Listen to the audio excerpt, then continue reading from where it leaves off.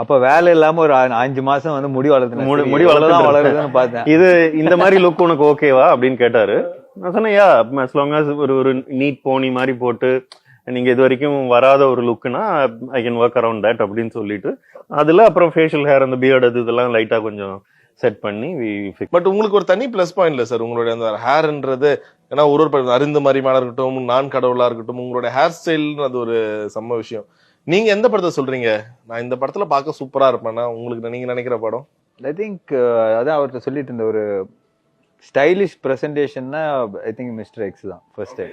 ஆமா, சாயிஷா வந்து படம் பார்த்துட்டு என்கிட்ட தனியா சொன்னாங்க, this is the best is looked அப்படின்னாங்க. ஸோ அது that is a big compliment coming from his own வைஃபே சொல்லிட்டாங்கன்னா அப்ப மறு பேச்சே இல்ல. ஆமா, ஏன்னா அவர் இப்ப வேற மாதிரி சொன்னாங்கன்னு வச்சுங்களேன், வீட்டுக்கு போனா இதுக்கு முன்னாடி என்ன சார் சொல்லுவாங்க? சரி, மிஸ்டேக்ஸ்க்கு முன்னாடி என்ன சொல்லிட்டு இருந்தாங்க?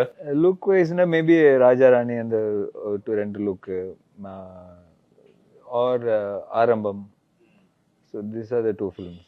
Okay, right. சரி, இப்போ எப்படி சொல்றது, சினிமா வந்து நிறைய விஷயங்கள் மாறிடுச்சு.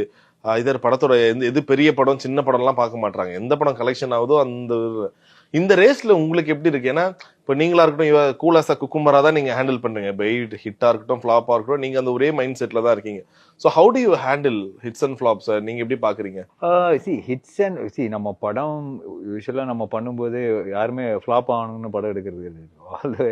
Every film maker, every actor அந்த படம் சக்ஸஸ் ஆகணும், நம்மளுக்கு ஒரு பெட்டர் லைஃப், ஒரு பெட்டர் ஃபில்ம், ஒரு நெக்ஸ்ட் ஸ்டேஜுக்கு போகலாம், அந்த ஒரு கான்ஃபிடென்ஸில் தான் படம் பண்ணுறோம். But sometimes it can not work. Sometimes நம்ம நினச்ச அளவுக்கு ஒர்க் ஆகாமல் போகலாம். சில டைம் நம்ம நினச்சதோட ஜாஸ்தியாக ஹிட் ஆகலாம்.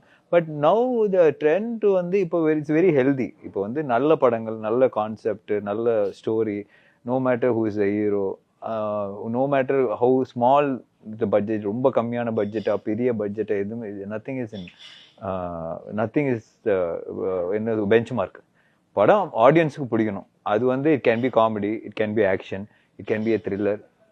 நான் காமெடி படம் தான் ஓடுது, த்ரில்லர் தான் ஓடுது, திடீர்னு பார்த்தா ஒரு ஆக்ஷன் படம் ஓடுது, திடீர்னு ஒரு காமெடி ஓடுது, திடீர்னு ஒரு. So we can't fix it. You should keep them engage, they should like it. And more இப்போ இருக்கிற நம்ம சோஷியல் மீடியா இதெல்லாம் பார்க்கும்போது it's easy for the film makers to reach the film. When it is small film, ஒரு இன்ட்ரெஸ்டிங்கான ஒரு teaser, ஒரு இன்ட்ரெஸ்டிங்கான ஒரு சாங், ஒரு இன்ட்ரெஸ்டிங்கான ஒரு ட்ரெய்லர், அது டக்குன்னு ஆடியன்ஸ் மத்தியில் போய் ரீச் ஆகும்போது they also get excited. Whether அது சின்ன படமா பெரிய படமா எல்லாம் பார்க்காம they also want to, they look forward to that film.